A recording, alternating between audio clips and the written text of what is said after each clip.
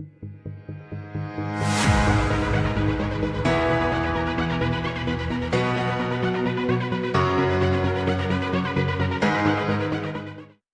hello, welcome. This is Headlocks and Headphones. I am Martin Anderson with you for, well, we say it's 60 minutes. Most weeks it seems to be a little bit more than that. This week's a pretty loaded week for wrestling.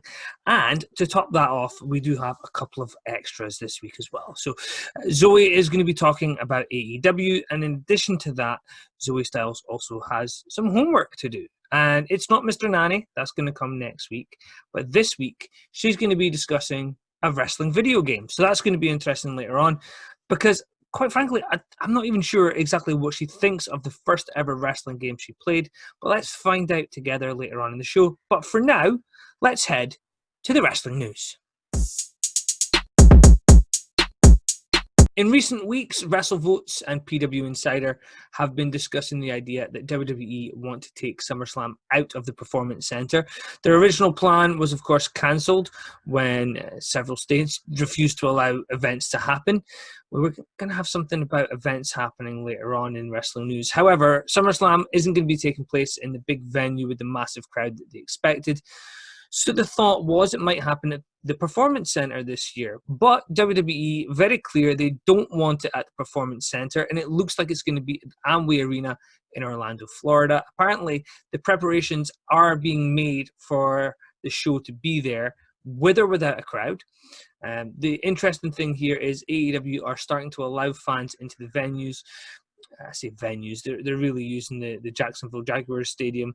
So it's going to be interesting to see what the WWE do with this. Apparently, they're looking forward to having slightly bigger sets. They're looking forward to being able to have that bigger show feel. And it does look like for the foreseeable future, they may be trying to move out of the Performance Center into the Amway Arena to do all of their shows. Certainly, I think they're going to move Raw and SmackDown and pay-per-views or network specials, whatever you want to call them, to that venue. I think they may still continue to do NXT at the Performance Center. If they don't continue to do that, then the likelihood is that's due to the fact that the trainees are actually returning to the Performance Center. So it'll be quite interesting to see what WWE have planned for this stadium, because apparently there is quite a lot of preparations being made for the venue itself. However, with SummerSlam less than 2 weeks away, there are no tickets on sale, and there's actually no avenue for WWE to sell tickets at the rate they would need to fill that stadium. So it looks like there will be no fans, or if there are fans, it will be minimal.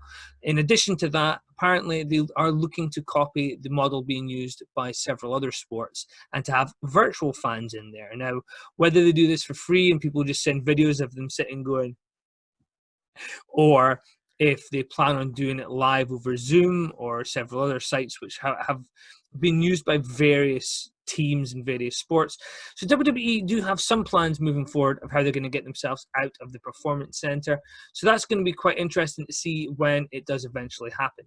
Now, one of the other things that's going to be quite interesting to see, of course, and I spoke about this back in November with Mark Dallas. It's available here on our YouTube channel. I spoke about ICW going to the WWE Network, and he said, actually, his real quote was, "Let me fucking tell you, if that's going to happen, I'll be the first one to shout it from the rooftops." And on Twitter yesterday, he shouted it from the rooftops. ICW is going to the WWE Network. Shug's House Party 5, the one that had Jeff Jarrett on it, is going live on Saturday. I expect several other pieces of content will go live. But that's not all. Evolve, WXW from Germany, and Progress are all going to be on the WWE Network as of Saturday. There is no price increase. It is going to be one of those events that happen on the WWE Network without any additional charge. Now, there is discussions about there being an extra tier where they may start to add more and more of the library from these companies. But with WWE owning Evolve, having a close partnership with Progress and ICW, and of course WXW footage has featured on the network in several documentaries, it is quite interesting to see where that's going to go. Now, one of the people they reached out to, of course, was Drew McIntyre, and he said, "That's the period where I started to become the man I am today. I found myself on the microphone and in the ring. Independent wrestling as a whole was really growing during that period of time. There were a number of incredible superstars in America and the UK. that are now part of the WWE. And it's going to be incredible to relive that part of history. Now, not only is Drew looking forward to this, several other people are looking forward to this. Now, I've seen quite a lot of the ICW events in recent years. I've seen some of the Progress stuff. I've dipped in and out of Evolve, not just the stuff that was on the WWE network. I have watched quite a lot of stuff that Evolve have done in recent years. Certainly, I've seen at least a couple of clips of just about every show I think they've ever done. There's a lot of great wrestling there. And one of the sleeper companies that people probably don't know very well outside of the wrestling geeks, WXW, who have featured pretty much all of the top names in recent years. So it's going to be interesting to see. Now, WWE released a statement, and WWE's statements are pretty wordy, but let's go through the statement as best we can. Starting this Saturday, the best independent promotions in the world are coming to the WWE network. Evolve, Progress Wrestling from England, Germany's WXW, and Scotland's ICW will debut for subscribers of the award-winning streaming service. The first drop features a pair of compilations highlighting two of WWE and NXT's top stars, along with full shows from each promotion. The Best of Drew McIntyre in Evolve features the WWE champion in Evolve before his 2017 return to the company. You'll see McIntyre in thrilling matches against, and wait for this, Ricochet, Johnny Gargano, Roderick Strong, Aleister Black, and Matt Riddle. All matches we'd love to see on Raw. All matches we'd love to see on WWE pay-per-view, and we're going to get them in Evolve. Or at least had them. They happened, and we're going to get to see them. For those who haven't seen them, it's new to them. The Best of Keith Lee in Evolve features NXT champion before he made it to the Black and Gold brand. In this compilation, he will take on Timothy Thatcher, Walter, and Riddle. The special also features a pair of early battles against his rival and close friend, Dominik Dijakovic. Did I say that correctly? I never know how to say his name. Fans also get a look at Germany's WXW. Now, when I told you that WXW have featured some of the best wrestling talent around the world, you just need to look at people like Walter and Timothy Thatcher that have been there. But trust me, when you look at the roster that they've had over the years, the people they've had come in, even for matches here and there, WXW is on par with any other company in the world. Now, Progress Wrestling, who have been hailed as the jewel of the British independent scene, were victims of some backlash because of the Speaking Out movement. There's been some change at Progress. However, what's not deniable is the level of the roster that they have. Now, Pete Dunne, Mark Andrews, Flash Morgan Webster, Tony Storm, the Grizzled Young Veterans, and that's just a few of them.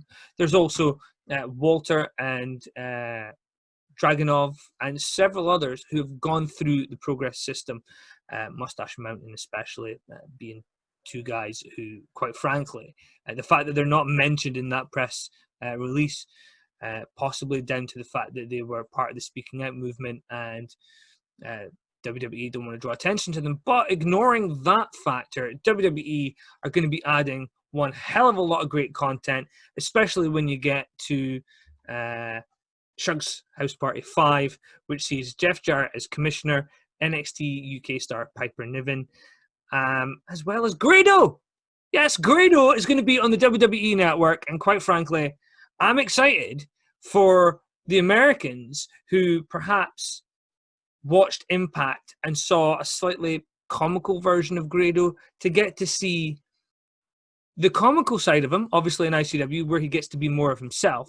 But in addition to this, more importantly, the heel turn that Grado says was so badly done that he really wants to do it again. And let's face it, a heel Grado would get over. He's grumpy at the best of times. Although when I met him wearing my Razor Ramon hoodie, he just talked about the Razor Ramon hoodie and said that he really wanted one. So Grado is one of those guys that British wrestling will be built around. Now, let's look at the exact details of the dump that's going to be made on Saturday. That's what's happened when new content's released in big batches. It's called a dump. Evolve, the Best of Drew McIntyre, the Best of Keith Lee. WXW is the Femme Fatales from 2019 and Ambition 11, Chapter 92.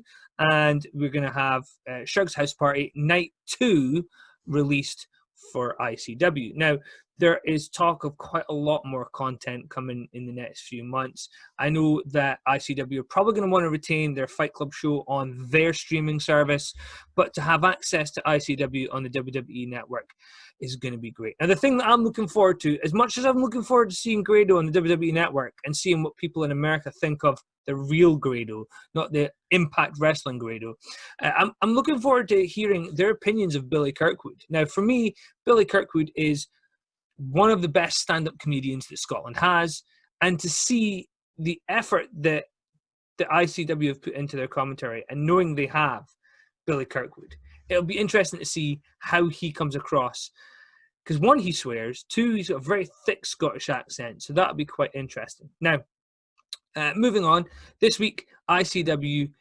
announces they're going to the WWE network, and AEW revealed the finished version of the TNT Championship. I'm not a fan. I wasn't a fan of the silver version. I'm not a fan of the new version. I just don't think it looks like a very well-designed belt. The person who actually made the belt has come out and said that he also isn't a fan of some elements of the belt, but it wasn't designed by him. He just made what was ordered. So when even the person who's making it doesn't like the design, there's probably something there to look at about whether or not it's a good design. Now, Brandy Rhodes has revealed that she deactivated her Twitter account. Now, Scott Fishman of TV Insider did an interview with her, and she says that she feels there are more important things for her to be focusing on right now as the chief brand officer of AEW. Now, let's look at something that pisses me off about AEW. They said they wanted the women's brand to be important, and it's not. They have launched new content like AEW Heels, which is aimed at their female fans, something which allegedly they have less than 200 subscribers to. But let's ignore the poor level of uptake for that, which suggests a lack of female audience. Let's look at the WWE action figures very quickly. WWE release action figure series that feature males and females. So far, AEW, the company that is looking at having female inclusivity, that's the word, inclusivity. There we go. I promise I can say it. Sometimes I stumble over it. But they're looking to have females be an equally important part of the brand. So they have two lines of action figures announced. Line 1 is out now in America. Line 2 comes out nearer Christmas, I believe. There's no females in either line. Now, I know there's a technicality. Brandy Rhodes is being released as a figure. However, she is pretty much limited edition. So the only female is the one that the fans don't want. And they have two batches of figures with a limited edition female in there. So who's Brandy going to face? For all those little girls out there who are watching AEW and they want to have the champion, they want to have Nyla Rose, they want to have several others, and they can't. Why? Because AEW have decided to opt for an all-male roster. How diverse. Now, let's talk about some other issues that have been happening. Velveteen Dream returned on NXT this week. One of the things that's quite interesting is he was part of the pre-speaking out movement that happened in wrestling. And one of the things that's intriguing here is Josh Fuller originally made allegations against Velveteen Dream back in June. He said he met Dream at an indie show when he was 16. Patrick Clark was 19. That's Velveteen Dream. Fuller says Dream tried to keep their friendship secret and tried to get Fuller to show off his body. Now, let's read the statement from Josh Fuller. He posted this. I'm still pissed. I feel this so hard. Like, I get over it for a little while, and then I'm out of nowhere. I'm just like, damn. It's a really shitty feeling that I feel like I can't say the things I want to about everything because of fear over my wrestling career. That shouldn't be okay. In retrospect, I'm glad I didn't share things anonymously because it wouldn't have had the same impact. The paranoia that comes with everything really effing sucks. I'm doing okay, though. I'm just really, really mad that this shit is just being tolerated and trying to be swept under the rug like it never happened. The only things really pissing me off from social media are the people claiming that it was clearly investigated when there's no proof or statement that ever was the case. Now, WWE are very clear on how they're going to treat the people who are under investigation during the Speaking Out movement. And yes, it does suggest that they have seen enough to allow Velveteen Dream back on the air. The problem is that that might not be the case. WWE could be in a position where, unfortunately, there isn't enough evidence either way, and that could come back to bite them in the ass. Josh Fuller, let's be honest, none of us were there, so we can't be 100% sure of what really happened. But the allegations, one way or another, are real, and they haven't been disproven. For me, it seems very suspicious, very weird that you would have Velveteen Dream back on the air. But that's one of those things WWE are going to have to deal with when the time comes. Now, some of the people who were allegedly part of the Speaking Out movement include Will Ospreay and Bea Priestley, Jimmy Havoc as well. Now, what's quite interesting is that Jimmy Havoc and Bea Priestley are two of the names released by AEW this week. The other one that came out was Sadie Gibbs, an English wrestler. And I'm going to be honest, I really liked Sadie Gibbs. She didn't appear all that much, but she's somebody I certainly think the AEW could have done something with, even if it wasn't in ring capacity. As a valet, it would have been quite interesting. Now, on June the 19th, AEW released a statement basically saying that they were supporting Jimmy Havoc by sending him to rehab and getting him help and support for everything that he'd been through and trying to make him better. But it does come out this week that they have released him. And in light of some of the allegations made against him, it might be the best thing for everybody concerned. Now, whether they're true or not, these allegations are going to stick. So Jimmy perhaps taking some time away and just repairing himself might be the best thing for him. But Jimmy Havoc, Bea Priestley, and Sadie Gibbs are gone from AEW. Now, talking about AEW, we should mention the COVID god, which is Chris Jericho. Now, what's quite interesting is a fan told Chris Jericho he was the COVID god after attending the Sturgis rally last week, and his band was spotted without masks. Jericho responded that he's been tested multiple times and his results have come back negative every time. Now, what's quite interesting here, now Jim Cornette had a little go at this as well. He's come out and admitted he's not been wearing masks at a public event, Sturgis rally. There was no social distancing. It's how they advertised it. This was a free event. Jericho didn't really need to be there. It doesn't assist his brand at all. However, for me, there's a real lack of judgment being shown there. As a person who works with the public on a daily basis, for me, it'd be very frustrating if somebody felt, well, I've been tested, it's fine to not wear a mask. The whole point of wearing the mask is that the experts are telling us this helps us. So for Chris Jericho, who people look up to be out there not wearing a mask in such a situation, it does leave a bad taste in the mouth. But at the same time, if Chris Jericho has tested and not been a positive case, then there's every justification from his point of view to not need to wear a mask. So it's one of those things, if nobody in AEW catches anything, then he's right. If one person in AEW catches something, then it all shuts down. So it's a very strange situation to be in, but obviously, hopefully, Chris Jericho is not going to be patient zero of AEW getting shut down, at least temporarily. Now, talking to being shut down, I promise, this seems like I'm planning this. I'm really not. The order of the news stories I'm talking about are completely random. But Santino Marella is shutting down his training academy.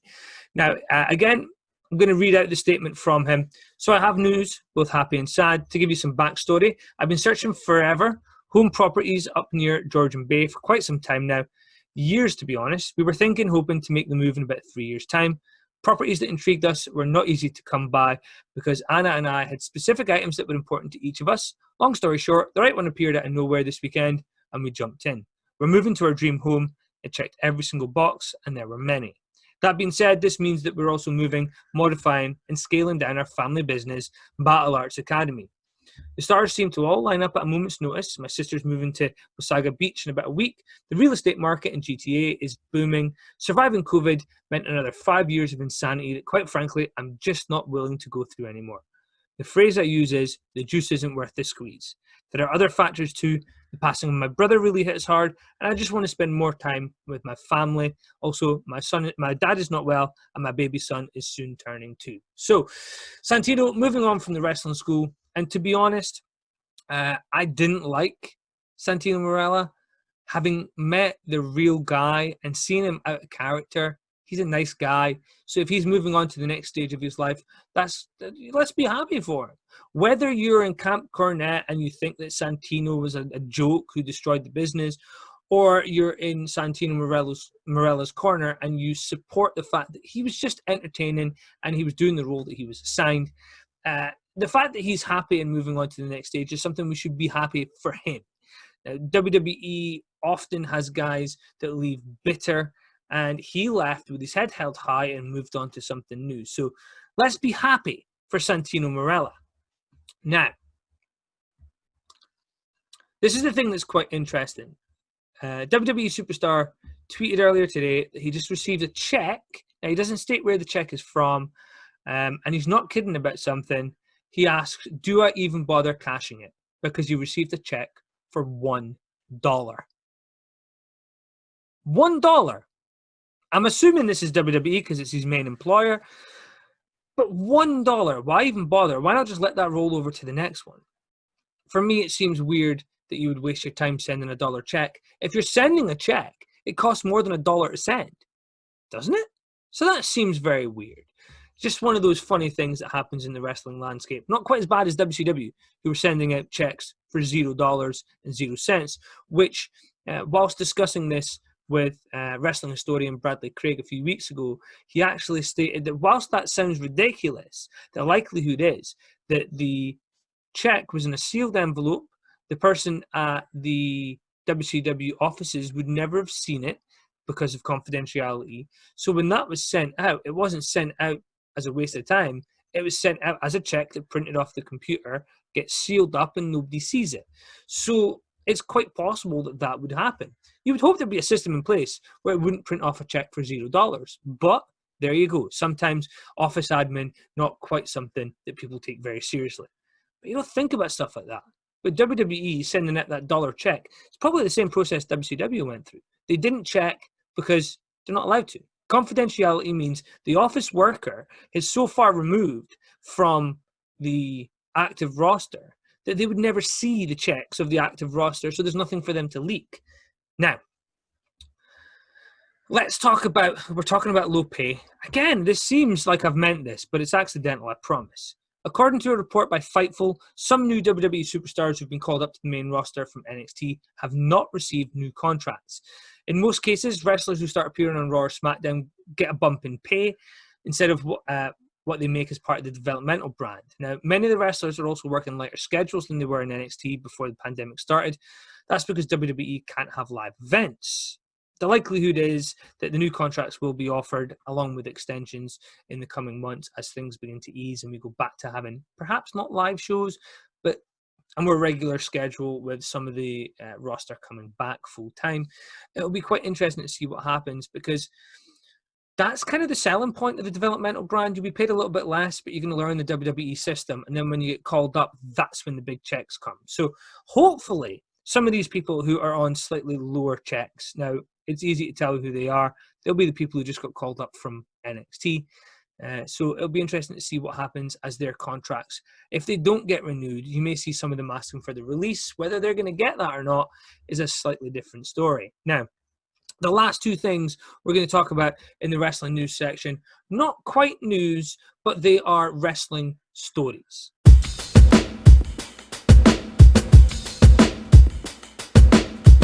The first one is Erick Rowan, who, I'm going to be honest, was interviewed by Sportskeeda, and he had a few things to say about what was in that bloody cage.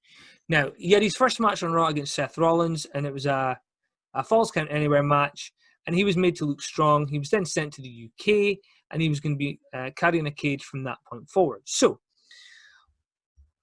when he asked what was in the cage, he was told wait and see, which for me screams of, we don't have a clue, so let's just wing it. Now, With WWE, you'd be hoping they knew more than that, but they have such a creative team there that they should be able to come up with something. Now, Erick Rowan suggested something that, for me, would have been a better use. A slightly bigger cage. So even if they just gradually made the cage bigger, so hopefully nobody noticed, but a slightly bigger cage. And what he wanted was to use one of the actresses from American Horror Story. She was the smallest woman of all time.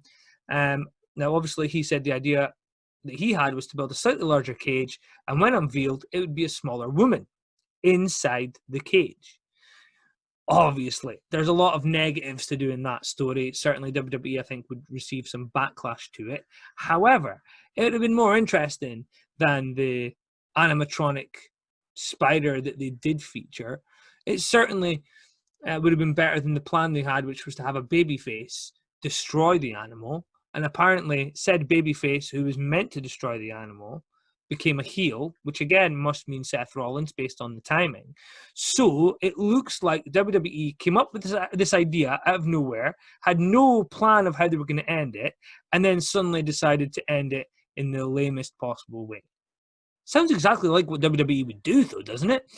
Anyway, Erick Rowan is now actually known as Eric Redbeard, and apparently was contacted to be in the swamp fight between Bray Wyatt and Braun Strowman, which he rejected. Now, I'm assuming if he was going to be in that, he was going to be in the spot where Braun attacked Braun, and it would be Erick Rowan attacking him, which I think would have worked.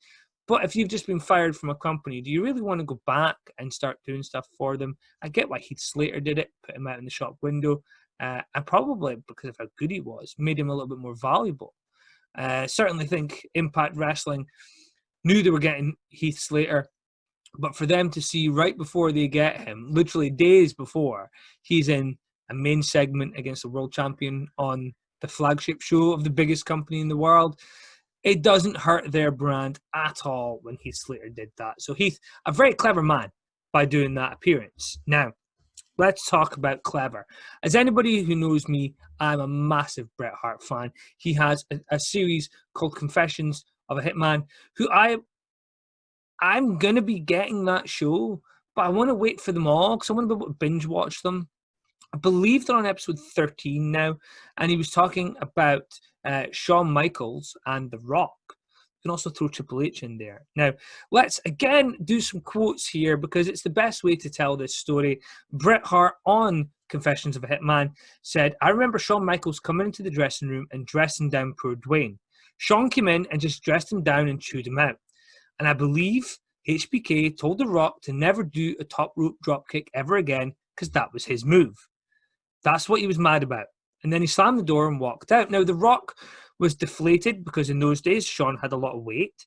He was a pretty important guy for the company, a veteran guy kind of dressing him down like that. He was apologizing and said he didn't know, and he thought it would be okay. I remember the door closed after Shawn left, and I said, "That's bullshit. Nobody owns the dropkick off the top rope. You can do it. Owen does it all the time. Why doesn't he cut a promo on Owen?" Now, in addition to that, he also said Triple H was the same.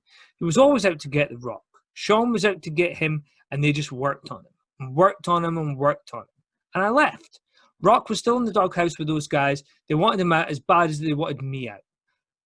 They were after him, and for me, maybe a year later, he started getting his break, and he started to take off in WWE, and I'm so glad he overcame the bullshit. Now, the reason I talk about this is not because I want to paint Shawn Michaels and Triple H out to be bad guys. It's not because I want to make Bret Hart look like a hero, although he is my hero. But there is a narrative right now that Triple H is really helping the younger guys. And the problem is, if you look at the stories that are out there, there's quite a few people talking about the fact that Hunter held talent down.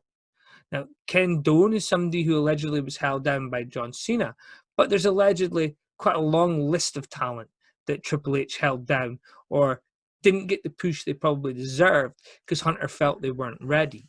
Now, Hunter has a lot of stroke in the company right now. He is the leader of the NXT brand, and his assistant is Shawn Michaels. Apparently, we're to believe the same people who held down possibly the biggest draw wrestling has ever had in the modern post-Hulk Hogan era. They are apparently the guardians of the future generation. Is that the best call? I mean, Triple H has a great track record of bringing in talent and allowing them to flourish. But is he still the same Triple H that wanted to hold certain people down? Are the stories by Deonna Purrazzo, who is in Impact Wrestling, are the stories of her being needlessly held down and wasted, are they true? Is it because Hunter and Sean didn't see much in her? When in reality, they signed her, so they must have seen something. Why sign somebody to leave them sitting doing nothing? WWE had a hell of an athlete. When you go back and watch The Rock stuff from when he started, The Rock was a very, very good performer, saddled with too much expectation too early. And did that make Sean and Hunter jealous? That, for me, has to be what it is. If he's getting so much praise, and Pat Patterson saw The Rock as a future main eventer, perhaps not with the name Rocky Maivia, but that was a tribute to his dad and his granddad. So he can hardly be held to account for paying tribute to his family. The fact that, for me, The Rock adopted almost a Shawn Michaels-like personality, and that's what got him over. Speaks volumes about the WWE and its culture. Now, I am not the biggest supporter of AEW, but perhaps that's one benefit there, where there's not a massive group of people who are looking to prevent people getting over. If you get over, you'll get a chance. And then perhaps you get that chance a little too easily in those companies. It's such a double-edged sword when you look at it. Triple H and Shawn Michaels know how to draw money. They both did it for years. And perhaps they are correct and they have some experience to pass on. The problem is, if they're the only voices, then we may only have a one-dimensional product. Just like the one-dimensional garbage that we have on Raw and SmackDown right now.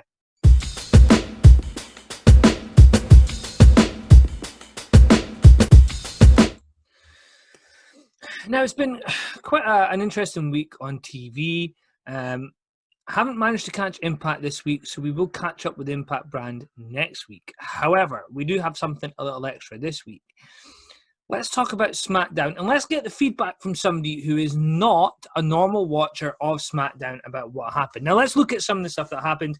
Mandy Rose debuted a new look after being attacked by Sonya Deville. Basically, it was a haircut. Now, we did also have Heavy Machinery versus Miz and John Morrison. Stephanie McMahon set the SummerSlam fate for Bayley and Sasha Banks. Basically, it's a multi-brand match. The Fiend used Alexa Bliss to lure Braun Strowman back to the brand. We also saw Jeff Hardy versus King Corbin. And we also saw some anger from Otis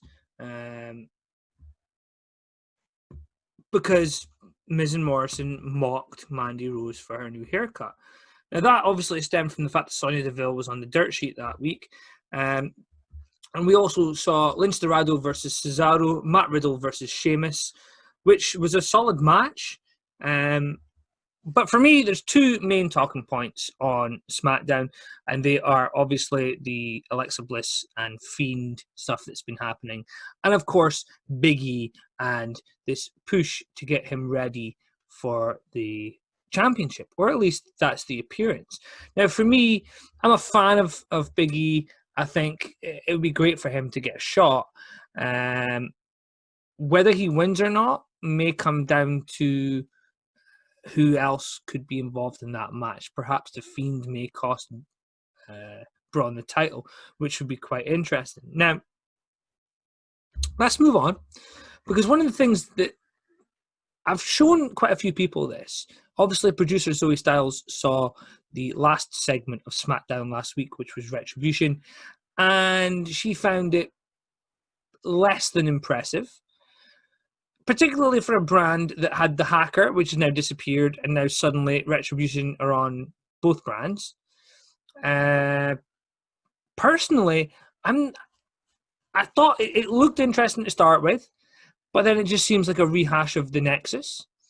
And then we move beyond and we see some of the cheesiness of what they're doing, particularly when we move to Raw. We'll see how cheesy it was there. But here it was not super impressive. So we're going to dedicate now 8 minutes to a mini watch-along with former guest of the show, Gordon Stephen. and we're going to let him watch the clip of the Retribution segment. Now, he's not watching the whole clip. He's watching the clip from WWE.com. So let's go to that and see what he has to say.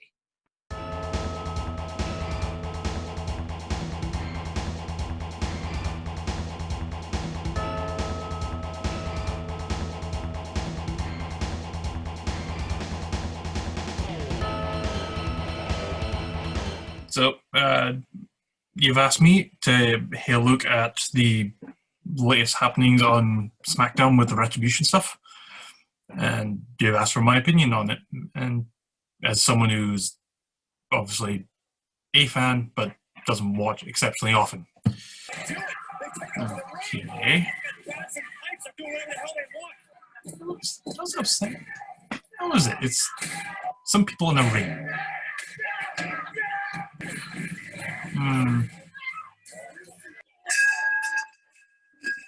So they have weapons. The weapons are being used on everything else except the people. So it's nice to know that the WWE, while they're trying to do some sort of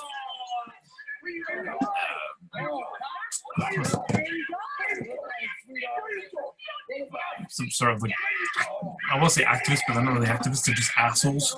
But it's nice to know they're still keeping their standards of not using weapons on people. Also, there's clearly a lot more people than all of them there. Why don't they all just gang up on them? Shockingly, the announcer table is made of sturdier stuff these days.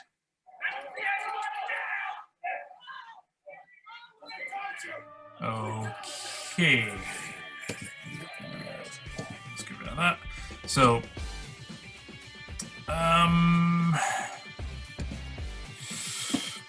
okay, so Martin's, you've said, would I watch this? Would this make me want to watch wrestling more? No. It's like, to me, it's like they've taken like the Warriors, the Purge, and I see my opinion would kind of be like they're trying to slightly emulate the NWO from the like kind of roundabout the Attitude Era, but at the same time I don't really know much about the NWO, so I'm talking out my ass on that one. But there's like, I think they're trying. There's like an element of the Attitude Era, but it's all done from the perspective. If it was done by edgy backyard wrestler teens in the early 2000s, that is my opinion of it. And they're trying way too hard for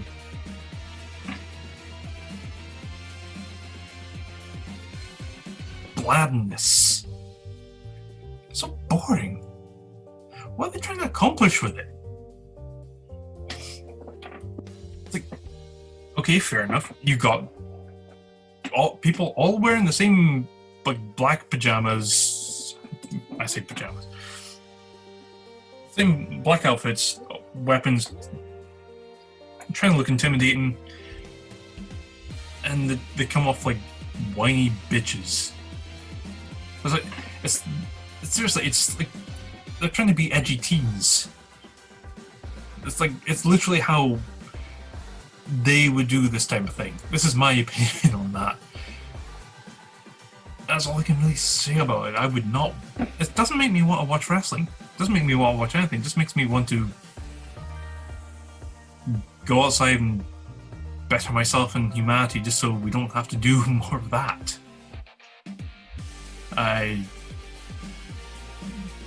Basically, if I would suggest anyone to watch wrestling, if anyone to ask me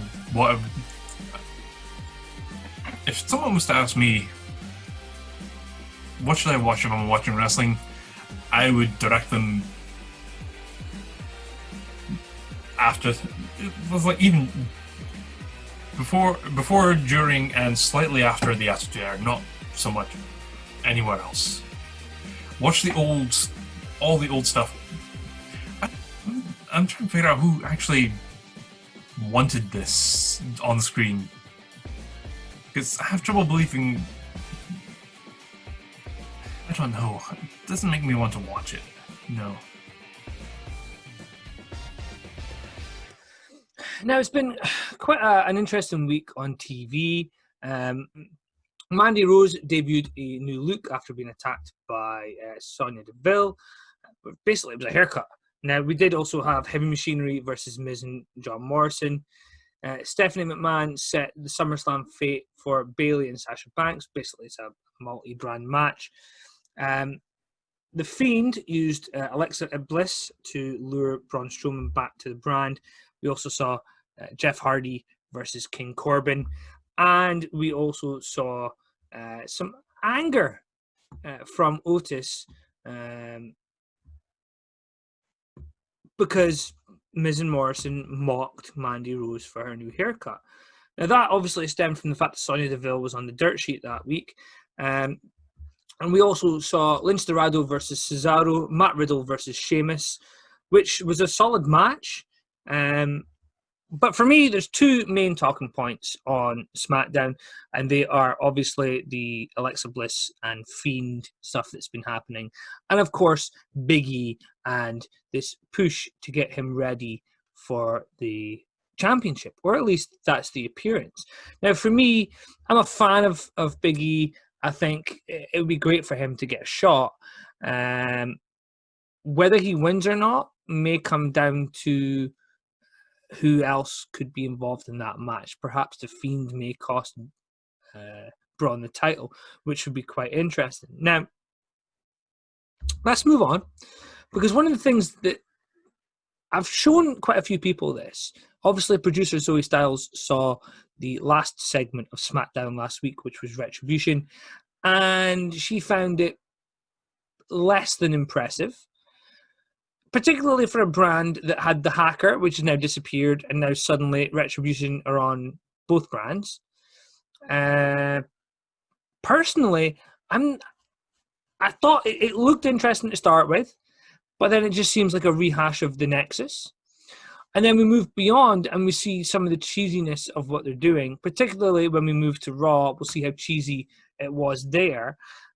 But here was not super impressive. So with Monday Night Raw, always comes the expectation that the flagship show has to provide something major. Now, we opened with Dominic Mysterio and Seth Rollins, with Samoa Joe in the ring with them. Now, one of the things that you have to take away from here, there was a match between Dominic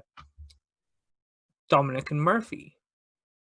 And what, for me, was quite intriguing here was I kind of walked away feeling that this entire segment was designed to show that Dominic was paying his dues.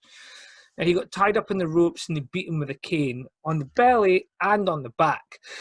Before the segment ended, you could actually see the level of damage that had taken place. He was already bruised across his back and across his stomach. So for anybody that thinks that Dominic's kind of been handed an easy ride, take a Singapore cane across the back and tell me afterwards that felt nice, because I don't think it does. We then move on to Angelo Dawkins defeating Andrade. Andrade, somebody who was meant to be getting pushed to the main events and seems to have just kind of fallen into this tag team feud.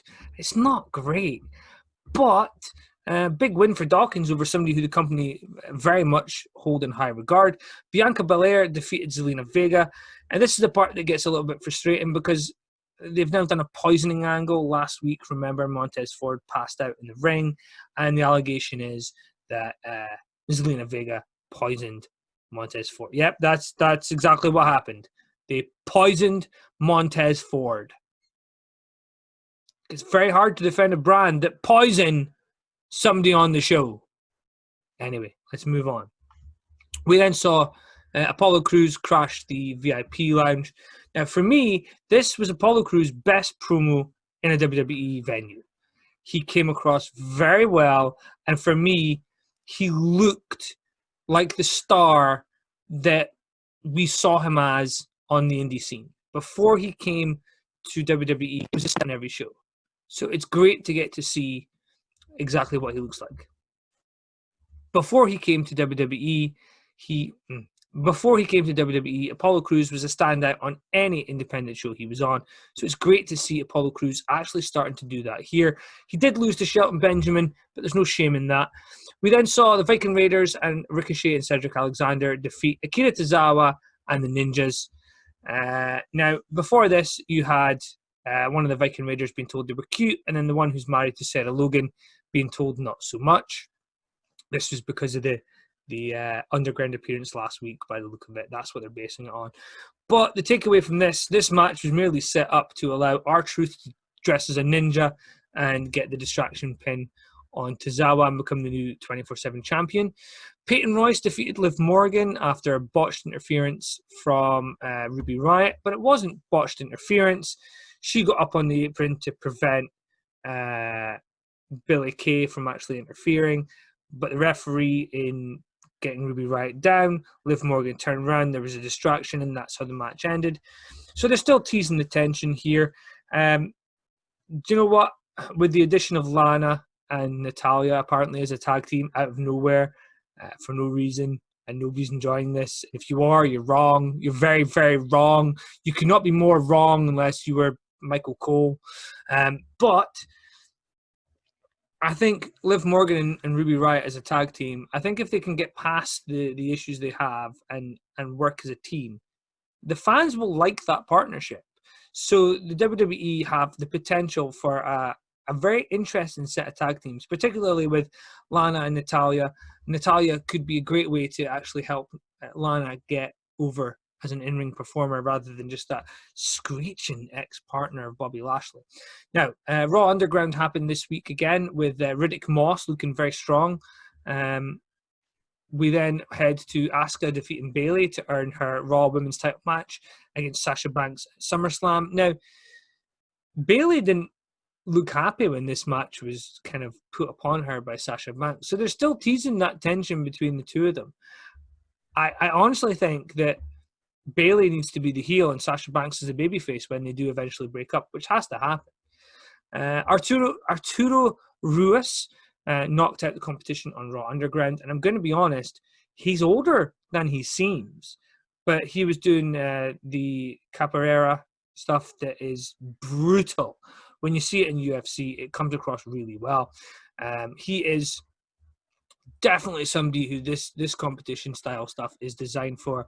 Daba Kato was involved in the proceedings as well, and he grabbed one of his rivals by the it was south of the border, and it wasn't very comfortable from what I saw.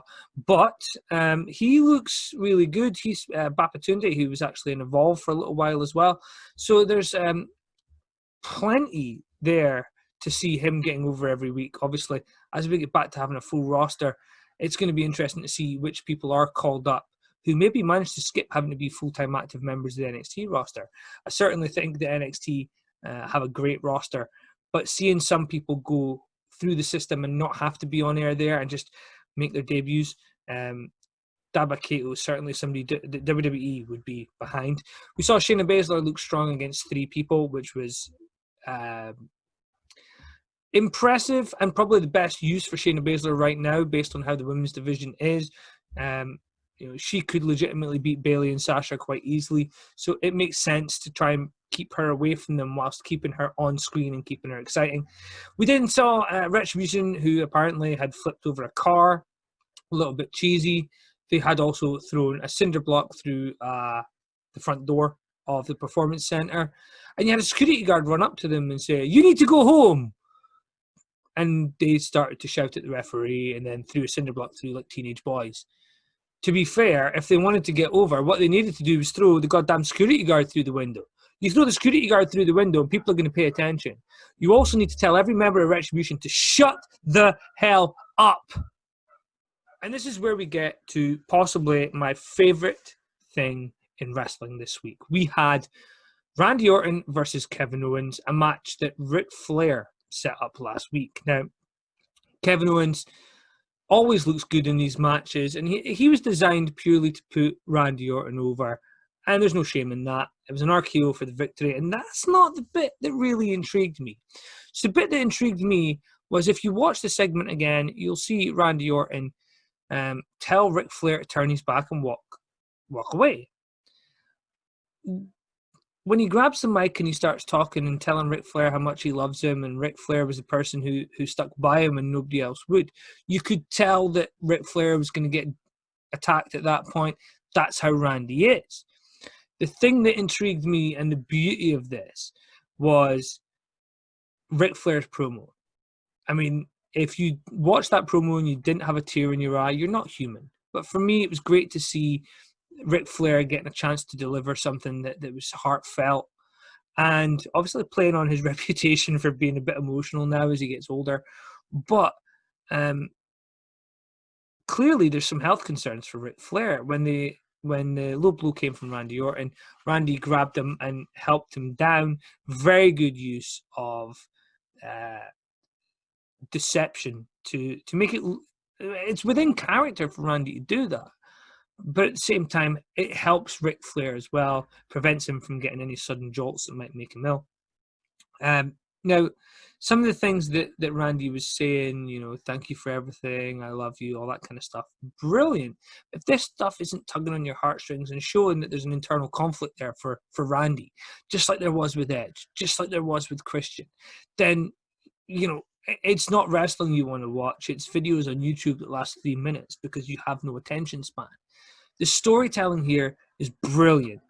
Now, this is where we started to see Retribution being used as cover again to protect Ric Flair, where the lights started flickering at this point. And the second that the lights started flickering, I thought to myself, are they going to help Rick out the ring rather than do the incident? But instead, what they did was they had Randy Orton go to punt Ric Flair, and just before the lights went dark, so you heard noises but you didn't see it. Likely, again, this was to protect Rick, and the message is that Randy kicked him. So even if we don't see it, we know Retribution are the ones that took that moment from us. So we have protected the health of Ric Flair, but at the same time, the part that really intrigues me is when Drew ran out. Now, with a fan in the audience, you would have had a lot bigger reaction to that. But the fact that there was almost silence, and the people who were there as the extras didn't really respond to it much either. And then you had Drew directly communicating with Randy. Again, you couldn't do that in a full building, and telling him he was a son of a bitch, he was evil, and everything he does to him at SummerSlam. For me, this has to set up Drew losing the belt, his eyes off the ball because Randy's got into his head emotionally. For me, and I know some people are going to disagree with this, certainly Murphy, certainly JJ have told me in private conversations that they don't agree. Drew should keep the title. And you're wrong. I hate to say this, but you're absolutely wrong, both of you. The WWE are looking to build Drew, and one of the things that people think is that just having the title builds you. But sometimes the chase for the title gets you over more. Sometimes you can lose a match and get over more. And, Zoey Styles is going to be talking about AEW. I do want to mention very little about that, so she can focus on AEW herself. However, Orange Cassidy versus Chris Jericho on AEW this week, the perfect example of how even when it appears that somebody's trying to get a young talent over, sometimes the veteran, the older person, can get more over by losing. There is an art form to losing, and those that are good at it, like Tommy Dreamer, those that are good at it, like Mick Foley, those that are good at it, like Ric Flair, can get over, win or lose. And that is where the storytelling comes in. This, for me, the best segment WWE have produced since the Edge and Randy Orton segment back in February or March, right before lockdown. So Raw this week, one of those things that for me is why I'm a wrestling fan. The storytelling was brilliant. And one of the things that really stuck out here, WWE overproduce everything. And you know that they're going to direct every detail of this segment. And whilst Drew is talking to Randy, you can hear Ric Flair in the background talking about how much pain he's in. If Rick improvised that, That's brilliant, because that would happen in real life. If that was how they directed the segment and they're now thinking about these minute details, that's even better. I don't think they will be, but still. Now, let's move on to NXT. Karrion Kross defeated Danny Burch. I'm a huge fan of Danny Burch. Martin Stone, one of the stalwarts of the UK scene. When he left, I thought there was going to be a massive gap. Obviously, that allowed others to step up. Pete Dunne, Tyler Bate, all these people stepped up as Martin Stone and others headed to NXT. Well, Martin Stone was released and then brought back because of how good he really is. So to see him now on TV every week is really, really good. What we did see, of course, was Karrion Kross sign his contract to face Keith Lee at TakeOver next week. And Keith Lee opened the contract, Fireball came out, burnt his face. Very well done. For me, I thought it was a great segment.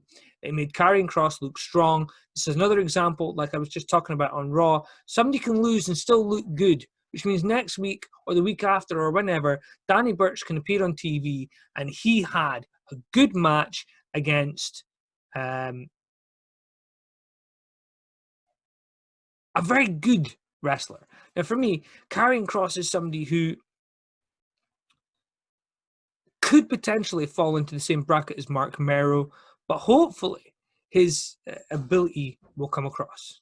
Obviously, with some of the talent they're using to get these people over, it's very interesting for me to see the undercard now getting used a little bit more. Now, Killian Dane, somebody I'm a huge fan of, apparently him and Danny Burch were meant to be used on Raw and SmackDown this past week, but didn't get used due to all the rewrites that they keep bloody doing. But it's quite interesting to see Drake Maverick versus Killian Dane, which just sounds like it would be an interesting match, if not a great one. Ended in a no contest when the Undisputed Era came down. But this was so that Adam Cole could address the Pat McAfee situation from last week.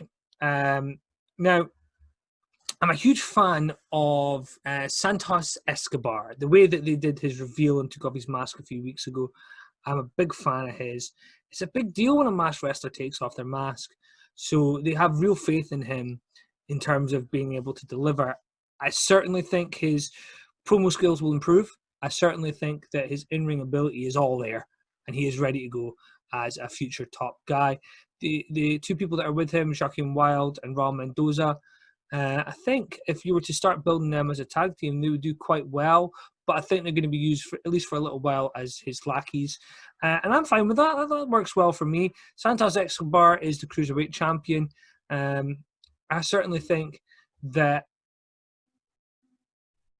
Isaiah Swerve Scott coming out at the end of that match, for me, shows that, you know, you have Tyler Breeze, you have Fandango, Isaiah Swerve Scott. The Cruiserweight brand on to NXT is going to do very well. I know 205 Live has just become a bunch of throwaway matches, but for the Cruiserweight title on NXT, I think they've got a very good division there that's going to do very well in the next little while.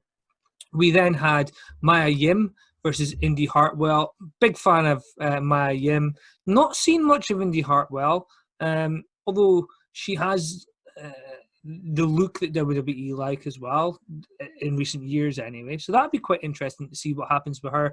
But Maya Yim is getting a win there, and a very good one. We then saw Bronson Reed defeat Damian Priest.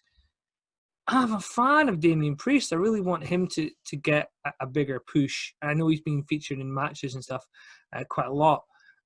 But Bronson Reed defeating Damian Priest, they're both people who are going to be in the ladder match at TakeOver for the North American Championship. So it doesn't really matter who wins. You're just trying to get that match over. Bronson Reed's a big dude, though. The fact that he can do stuff off the top rope as well is really, really cool. Mercedes Martinez and Aaliyah defeated Casey Catanzaro and Caden Carter. Now, I am a fan of the Stone brand. As far as I'm concerned, anybody that features with Robert Stone should be getting over. Now, obviously, at the end of this match, you saw Rhea Ripley coming out. You also saw Shotzi Blackheart. So, again, the women's division in NXT, for me, is probably the strongest division WWE have for the women. The Raw division, clearly in rebuild stage. They don't really have a big direction. The SmackDown one, it's not even there. But the NXT one, there's quite a few talents there that could do very, very well, particularly Rhea Ripley as a former champion. But you've got Mercedes Martinez, Maya Yim, you've got Shotzi Blackheart, Aaliyah. You've got so many people there who, if they held the belt, you wouldn't be mad. And I think that's kind of how fans are right now. It's not who's getting over. It's who are they mad at holding the belt. I think any of those people holding the belt, you'd be pretty happy with, especially with the news that Shotzi Blackheart had her ring gear and her car stolen this week. Great to see her being part of something a little bit more entertaining than the stuff that happened in her private life. However, she did get her stuff back, so at least there was a good ending there. Cameron Grimes defeated Kushida and the Velveteen Dream. That's a huge win for Cameron. I'm a fan of Cameron. He comes across as a bit of a dirty man, if you want to call him that. But I'm a fan of Kushida, fan of Velveteen Dream. Again, any of those three getting that win and heading to the ladder match at TakeOver would have been impressive. Now, the way that this works, according to Regal, is anybody who doesn't get pinned or submitted will get into a second chance match. Next week, it will be, of course, a match involving Finn Balor, and that will be to decide the last person that's in the TakeOver ladder match. I'm a big fan of the NXT brand right now. I did take a couple of weeks off just because of everything that was going on in wrestling. I didn't have the time to dedicate to watching all brands, and I had to make the choice between Impact and NXT. Next week, of course, I will catch up with the Impact that I missed, but we will talk about the new episode next week. Because for me, Impact have the most promise, although I think that NXT probably has more of my attention, and I think Raw possibly has the best angle and the best performer in Randy Orton. So there's something out there for everybody. And of course, SmackDown has The Fiend, who's always interesting, but the rest of the show is kind of lacking direction. That was Bruce Pritchard's baby before he became the sole boss of creative. So it'll be interesting to see what happens in the next wee while as we change venue. The scale of production might change, which might mean that we start to see some slightly different stories as well in coming months. Hey everybody, Zoey Styles here this week with Headlocks and Headphones with the new merchandise. Doing the AEW segment for the 12th of August 2020. We started off this week with the Young Bucks defeating the Dark Order in what was actually quite an entertaining match. The Dark Order have come together well as a team and have some quite interesting characters. And to be honest, with this one I'm a little bit disappointed that the Young Bucks got the win there. It seemed as though after that double roll-up, that's where the match should have ended. We moved on to the MGF address, where we spent about 10 minutes just watching somebody showboat. I've noticed quite a pattern of behaviour with his promos, which I didn't notice before. He rolls his eyes quite a lot, has quite a lot of the same mannerisms, which is strange considering it feels as though he's limited now. I'm still behind the hashtag not my champion. I think that's quite an interesting concept, although I do like Jon Moxley. He is not the champion for AEW at the moment, although he does hold the belt. What was quite interesting is we saw a different side to MGF this week, where we kind of saw him lose it a little bit with his assistant. So that might be something that develops over time, we don't know. The next match was the TNT Championship, where Cody Rhodes faced off against Scorpio Sky.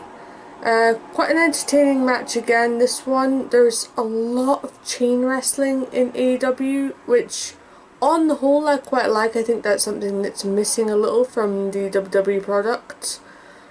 But it seems as though it's happening in every single match, and it kind of goes from the high-flying stuff to the chain, back to the high-flying. There's no flow in between. Certainly both men give a good performance in that match. though I think that Cody is a little bit overhyped, and Scorpio Sky should have been able to showcase what he can do a little bit more, because I'm quite a big fan of SCU. Cody of course retained the match with a crossroads at the end, had a near fall earlier on which Scorpio managed to break out of. We moved on to the tag team match for the tag titles, Paige and Omega versus the Jurassic Express. Now this happened during part of this match was during an ad break, which was with quite a lot of this matches on this week's show. And I think that the Luchasaurus got some good airtime. Jungle Boy looked very strong. Marco Stunt didn't do very much other than that quite dangerous Exeter he took off Omega later in the match. But there was this one point during the match where, during the ad break, because I had the I was watching the live feed, you saw Jungle Boy stuck between Omega and Paige, basically trading slaps. Now the referee didn't do very much here. I personally, I'm not a referee, so I don't know the regulations, but I felt as though the referee should have intervened at this point and separated the competitors, or at the very least backed off the illegal man. But that's just my opinion, and certainly it should have been a spot that was caught on camera. The fact that the tag wasn't on camera as well, I think being able to tag Luchasaurus in to get that pop behind him for the audience would have been very good. But otherwise it was not too bad a match. It seems to me as though Kenny and Hangman work well as a team, but only with certain spots. And if a team can catch them off guard or distract one or distract the other, there was quite a few near falls in this match where it looked as though Omega just made it by the skin of his teeth. If there's a team out there that can separate them for long enough, they may lose the belts. Thankfully, this is a story that I think AEW are maybe building on purpose, but I could just be reading too much into it. You just never know. We move on to Hikaru Shida versus Monroe, which was quite a short match, and we kind of saw Shida's more aggressive side. She was able to push the Buckat a little bit more considering how short the match was, and demonstrate that she's not to be messed with, which is an anticipation for the next challenger. She did lay out an open challenge afterwards, anyone, anywhere, when interviewed with Tony Schiavone, which will be interesting to see next week, and definitely All Out when it comes around.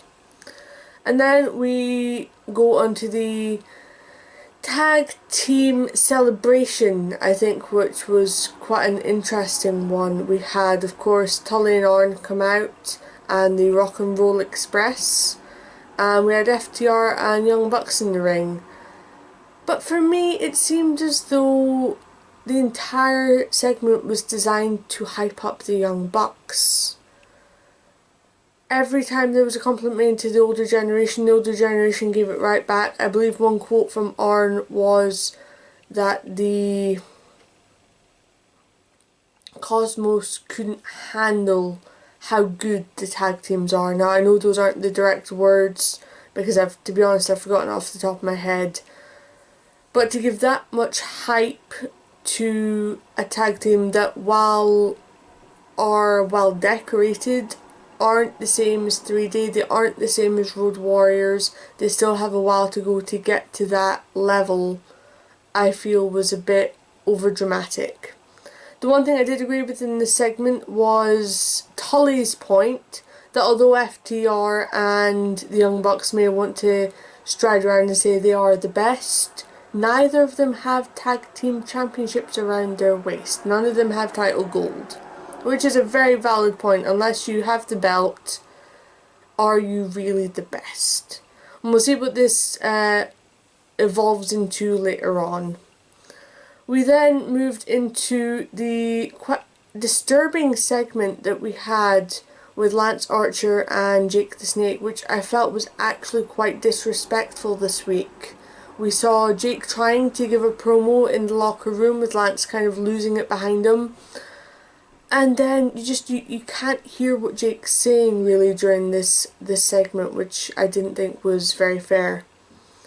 Certainly, then of course you have Lance come round, get almost frustrated with Jake, spin him round, rip his shirt off, and you see the phrase in Sharpie, at least I presume is Sharpie, everybody dies. Now for me, Jake is a legend in this business. Of course he's had his demons and troubles, but he's a WWE Hall of Famer.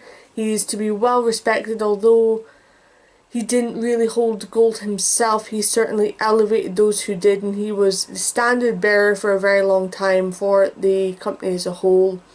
I think I understand what they're trying to do by pushing Lance's character that way, but at the same time you need to show the man some respect. You need to, even if you don't want to concede that he is, stronger than you, if you want to play Billy Big Balls, for lack of a better word, at least don't rip the man's shirt off and use him as a walking sign for your message. It's not a very fair thing to do, I would argue. Of course, we end the show with Orange Cassidy versus Chris Jericho. Earlier in the night we saw Chris Jericho speak with the debuting Mike Chioda, who I really like. I do enjoy his matches, and he's almost not bribing but persuading Chioda that it might be preferable to lean the match on his side. And this is quite interesting because of course we know supposedly that Jericho got Chioda's job, and he almost threatens that he could lose it the very same way with AEW. Thankfully during the match we do see that Chioda takes the baseball bat off Jericho, and although he's distracted by some inner circle madness, it means Hager gets the one-up on Orange Cassidy. Orange Cassidy somehow still wins the match. Now there was a lot of toing and froing, a lot of throwing out of the ring. There wasn't as much excitement behind this match as I would have really liked. But theoretically, this could develop later on. There could be more psychology for the product, which I think it lacks as a whole, speaking about AEW as a whole. We didn't really get much insight into what's going to happen next week, so I'm sure we'll find that out.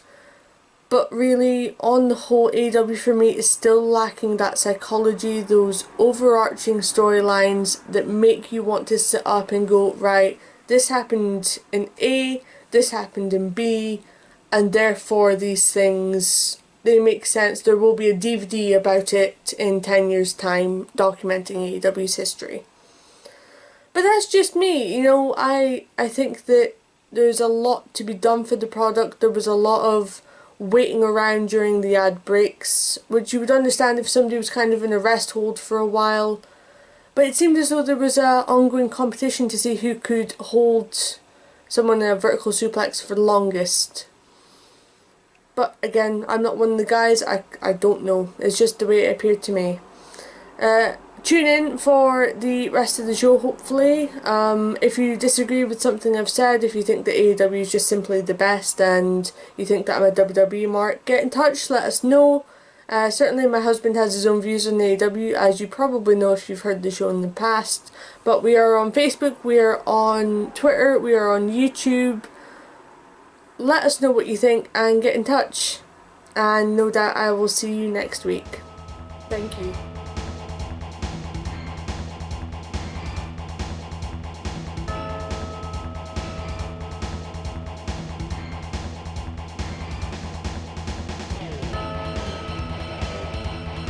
Now, she missed last week's show. This week, of course, we have Zoey Styles back. She's just done AEW, and she's going to do her homework, not Mr. Nanny, because apparently we couldn't find it. But we will, for next week, find Mr. Nanny. And one of the things that's quite interesting here is when I said to Zoey, so if you're not going to do Mr. Nanny, you have to catch up for the fact that you missed last week. So what do you want to do? So she decided that she wanted to talk about why she even knows about wrestling. So it gets to combine two of her favorite things. One is video games, and two is talking about video games. This is how Zoey Styles became a wrestling fan.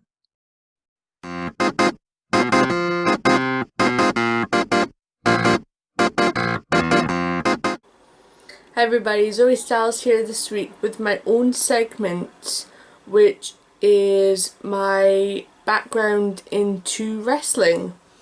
Now, my husband a few weeks ago did a video about his first experience with wrestling. I thought it would be kind of cool to do something similar for me. And my first experience with wrestling was not a show, it wasn't a pay-per-view. It was way back in 2008 when I was introduced to a video game. Back then I think I was about 13 or 14 and I'd never heard of wrestling. I'd never had any experience with sports in general really. I think I played a little bit of FIFA on the PS1 way back when.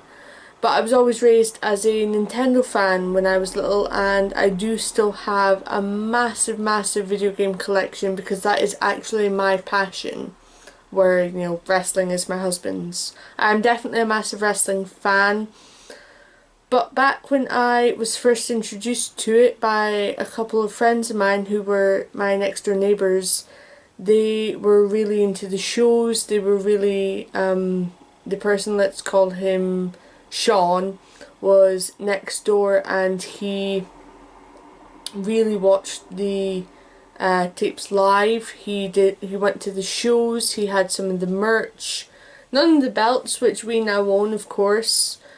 But one day I was over at his, hanging out in his room. He had a PS2 and he slipped in this game which was a brand new experience for me.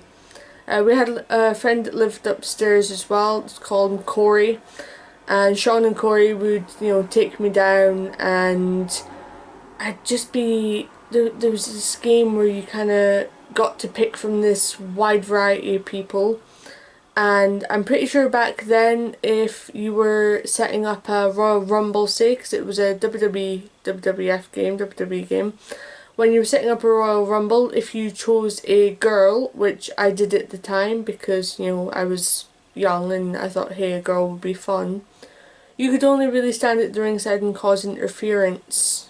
So I started looking at the different guys. There were really big ones, really kind of small ones, of course, like Ray. My favourite was always Batista because, I don't know, his moveset seemed just so aggressive. The game flow was different than what I was used to. I wasn't used to playing multiplayers where people kind of moved at the same time. And just the massive roster that was on this game, and of course Sean had gone for hours trawling through all the gameplay, so he was able to unlock everything. And it just blew me away. I didn't even realise at this point that there was a TV show that kind of, you know, with real people that did this. I thought that it had just been created as a story or as a game for, you know, for fun. And just right around the time, really, I was fascinated by what would, in my mind at the time, be considered quite a violent thing in cyberspace. Now bear in mind, I'd never played GTA, I'd never played, you know, Red Dead Redemption. We had the PS2 version. I'd never actually played the PS2 before either because we grew up in a Nintendo household, so that's the only console we were allowed to have. I think my favourites to this day are actually some of the guys that I would consider in my top 5 of all time, you know, as a proper fan now. You know, I had Batista in there, I had Ray in there, I had Christian. I really liked being Christian because although he was quite small, a lot of his submission moves always looked really cool.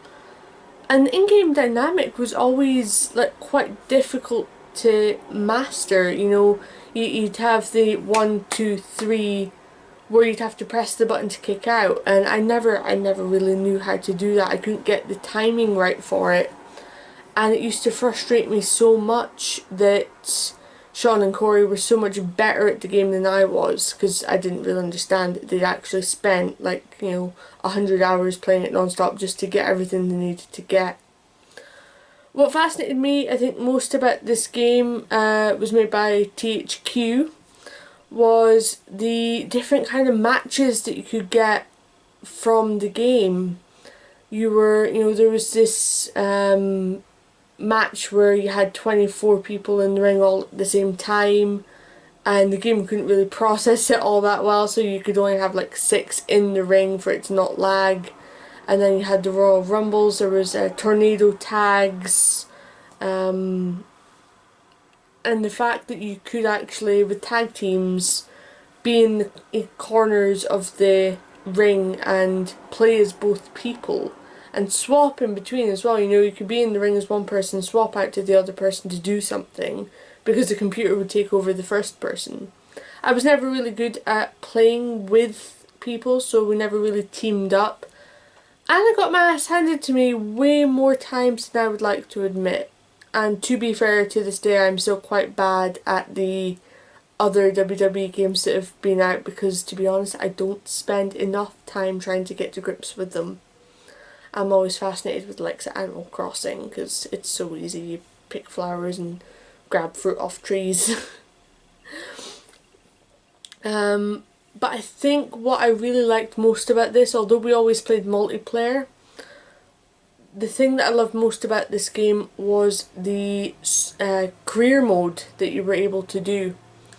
You could actually take a custom superstar, or somebody from the roster, and you could decide what belt you were after, and it would take you through all these stages and all these matches to get those belts. I think that it was just really interesting to me that you could do all these different types of things with such a big game. Although obviously in retrospect it's not as big as a lot of the games are now. But I think that it really piqued my interest, because it's not something that I was exposed to before. Funnily enough, the week after I actually started playing this game, because I used to sneak over to my friend's house to actually sit in his room and play it quietly. I never really told my dad, because he didn't approve of violent games. My mum was just the same. She actually, I think we had a wrestling game for the PS1. For the life of me, I can't remember what that was. But when my brother started copying the moves, she broke the disc to prevent us from trying to learn how to wrestle. And that actually led, in real life, just genuinely based on this game, in real life we actually started going out into the garden. We had a massive shared back garden in my old place, and we had trampolines, and we were able to I started learning how to do all these different things that I'd seen on the screen. Obviously I'd never seen them done in person. I was basically trying to replicate what I saw the little figures do on the computer screen. And I had my friends, Sean and Corey, who'd actually seen this in real life, and they were trying to explain to me that it was an actual reoccurring show that would happen every week. And I think what fascinated me most about this was the fact that we actually had this big shared back garden out in the outside in the real world. And we had these trampolines that were set up, because all the neighbour kids got quite competitive, and their parents would, one would buy a trampoline and the other one would just have to have one. And we would all get on this trampoline, me, Corey and Sean, and we'd basically try to replicate the moves that I'd seen in the game. Now they were trying to explain to me, of course, that it's not just a game, it's a real show, and these people do this for a living. They go out there every single day and they bust their butts to compete with each other, and how physical it is. Naturally, I'd heard the rumours, wrestling's fake, wrestling's predetermined, whatever you want to call it. And I was too young to obviously understand the psychology behind it as well, because I hadn't seen these people in person. But it was just so much fun, really, trying to, for me, replicate what I'd seen these little people do on the TV screen. And my friends and I, we would spend hours outside trying to learn our favourite wrestlers' moves. You know, I pretty much nailed RVD's Rolling Thunder. We had a big tree that was overlooking one of the trampolines, so we were able to do like swantons off the tree. And I really liked doing, you know, crossbodies, and it took me a while. Even on a trampoline, I had this funny thing about physicality when I was a kid. I didn't like people throwing me about, which sounds weird considering, you know, I'm talking about us practicing wrestling. But it took me a long time to be able to actually be comfortable with somebody giving me a suplex. And I could only do it on the trampoline. Like, I couldn't even consider doing it on the ground, on the grass, even though it was quite soft. And I really, like, that has shaped me when I was a kid. I always remember that when I'm talking about video games, and, you know, people say that video games are just games and there's no application to the real world. I really think about how much that influenced me, where I was able to go out and see something on the PS2 and transfer that into my real life and practice these things and have so much fun. I mean, we actually at one point we progressed from practicing wrestling to starting to learn parkour. And, you know, I was jumping fences, climbing things, and really just coming out of my shell a little bit. I was brought up in quite a sheltered house. You know, we weren't allowed to really do anything too physical, and violence was really frowned upon, seen not heard, that sort of thing. So be able to find a machine or a means of expressing myself was something that's really stuck with me even all this time.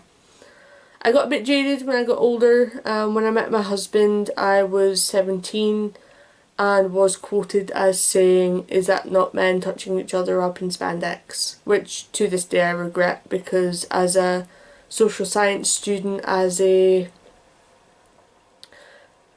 observer of human behaviour, I can really respect what these guys do and what they put themselves through, especially for our entertainment, but for the obviously the fame and the acclaim of wanting to be the best.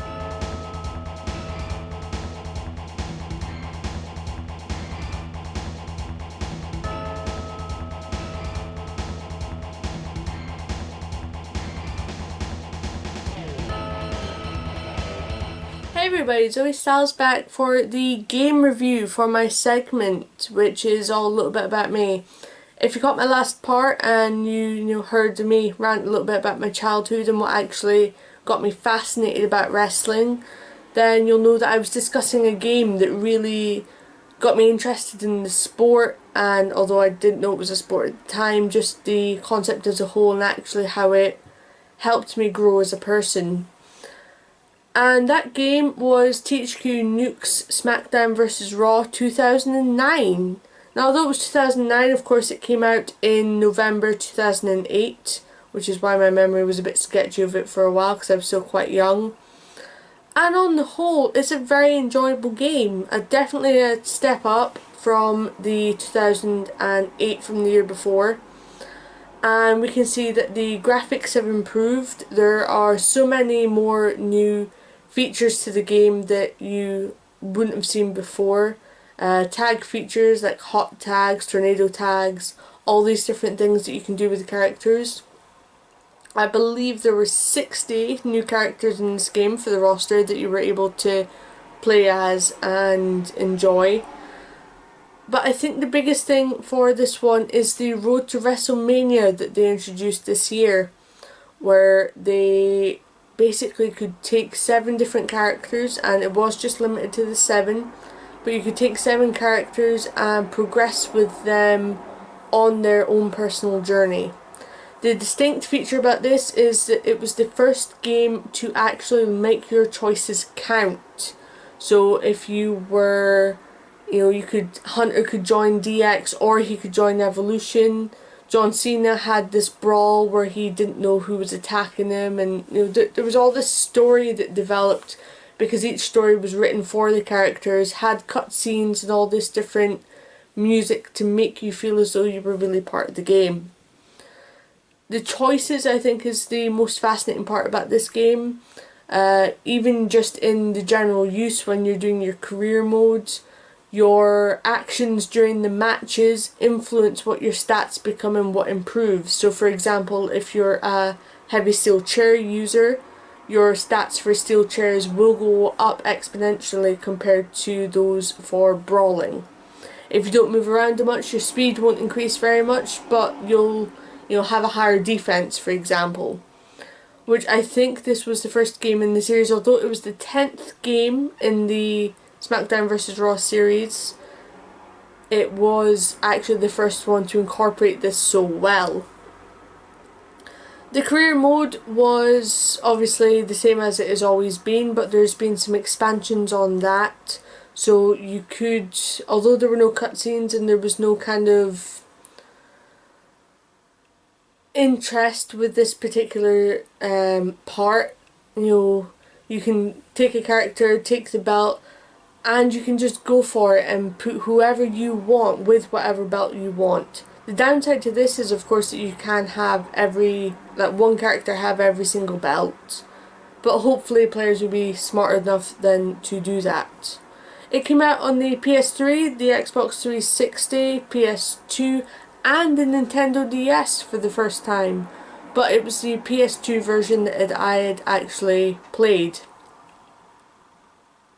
because I wasn't allowed any PlayStation consoles, and my friend Sean didn't have a PS3 at the time, or an Xbox 360 for that matter.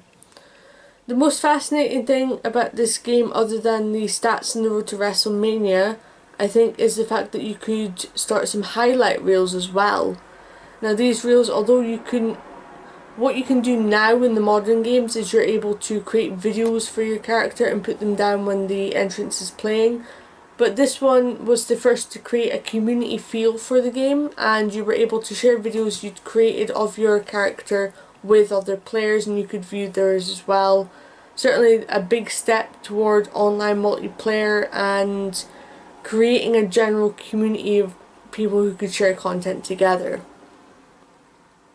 It was actually very well received by the critics. The PS2 version got 7.5 out of 10 from IGN. 4 out of 10 from Nintendo Power, unfortunately. They viewed it quite harshly, but Metacritic gave it a 78 out of 100. Although the critics did say that it was quite similar to the 2008 game, and they didn't feel as though the textures and the movesets were that much more advanced than the year before. I personally believe that they've brought enough content forward for this version to definitely make it worth playing. It's something that I enjoy playing. I have a PS2 and I own the game. I own quite a lot of games in that series for the PS2. Because like I said in the previous video gaming is my passion. I have every video games console that has come out since 1990, I believe. I have a few before that, but not all of them.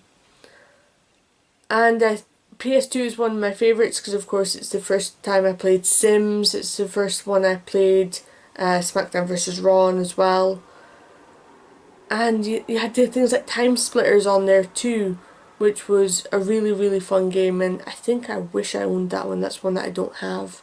I do have over 50 games for the console, but SmackDown vs. Raw 2009 is the first one that I tried to get because it holds so much good memories for me.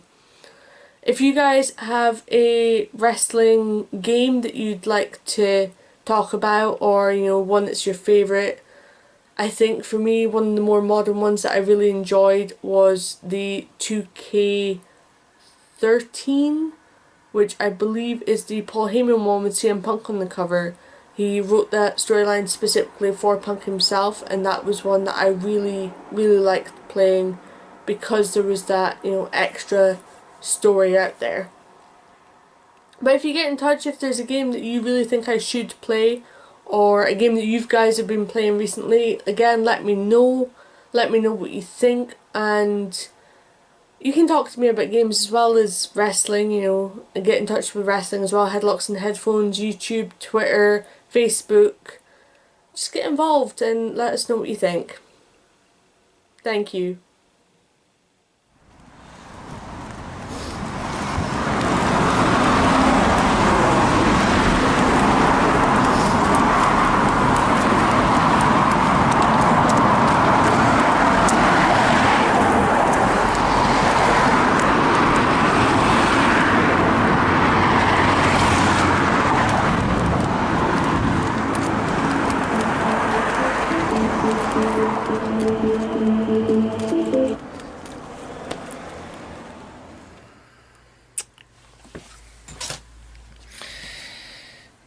So I'm told that you have some comments for me. I'm told that the next couple of weeks are going to be quite interesting. There's going to be some barbs aimed towards me.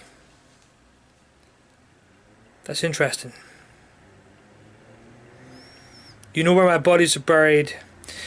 But more importantly, I know where your bodies are buried. JJ, I'm the last person you want to come after. But if you do, I'm happy to fire back. And if I do,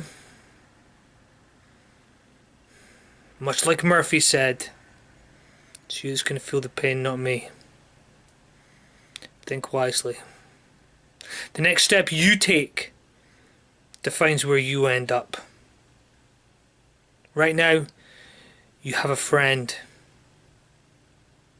You don't want an enemy. You already seem to have one in Murphy.